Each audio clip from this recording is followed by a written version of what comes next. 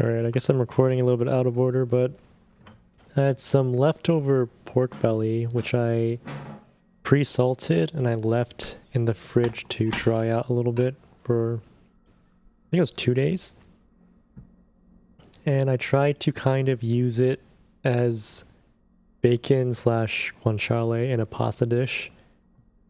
It turned out better than I thought, but obviously this is improperly cured bacon. And because this is based off of amatriciana, it's red pepper flakes, tomato paste, and then the onion is optional, but all my onions were rotten. I had like 2 rotten onions left, so I had to throw it away. So instead I used the white parts of the green onion. It is optional because tomatoes are naturally kind of sweet, so you can get away with adding a lot of chili, but if you want to add a lot more, then I recommend using the onion, or in this case, the scallion whites.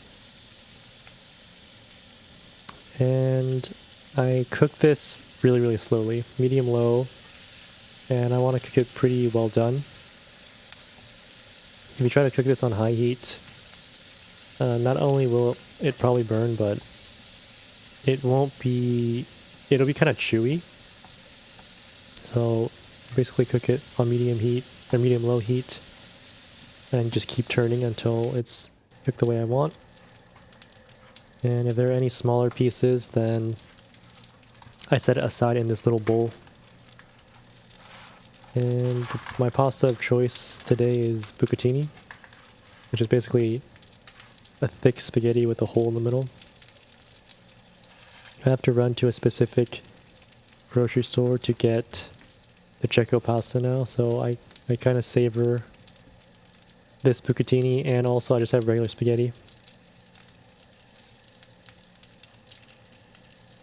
And I think I timed this pretty well. By the time the pork belly is brown to what I want, is maybe a minute or 2 before the pasta was done.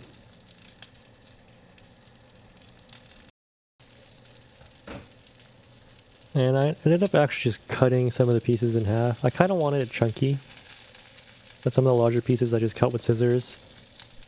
And I kept turning and turning until all the pieces are cooked and I set aside in this little bowl.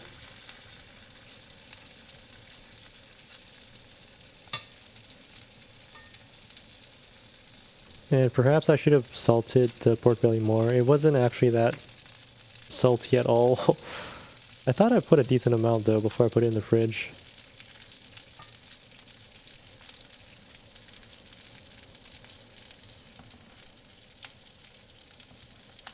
And I don't bother taking out the pan because the flavor of the fat is basically a huge part of the sauce.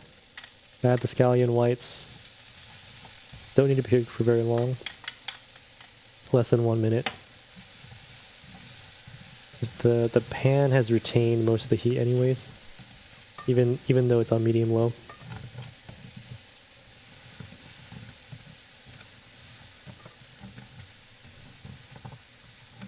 And for this stuff I just show in real time. And I use a lot of tomato paste.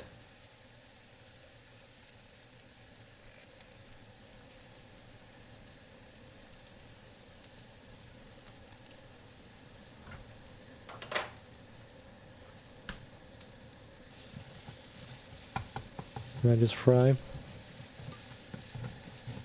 Because the tomato paste is cold too, it'll suck up most of the heat.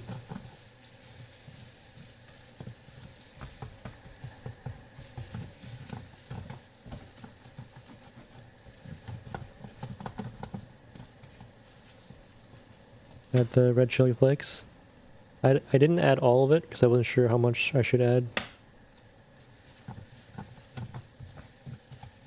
And then optional, I think some people don't like black pepper in their pasta, but I usually add some.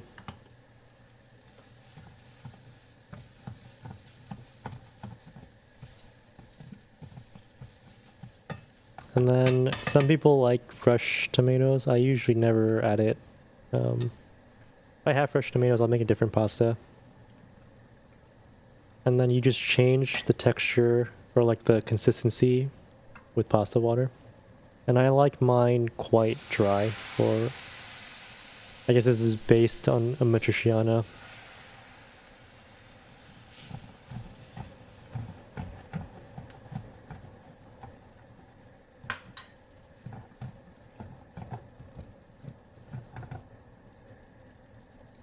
And just dump the pasta in.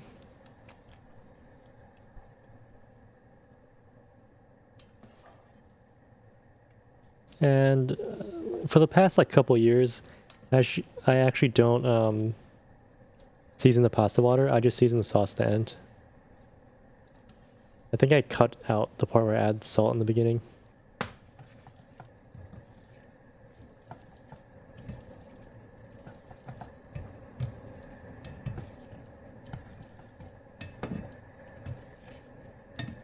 And just stir to let it absorb the seasoning.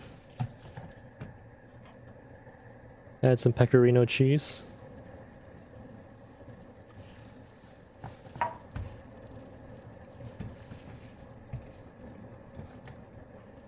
And then taste for salt, and then if I could add the chili flakes.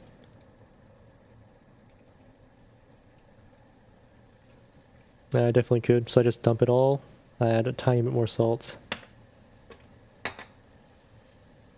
And a tiny bit more pasta water. Although in the end, it was still pretty dry, which is how I like it.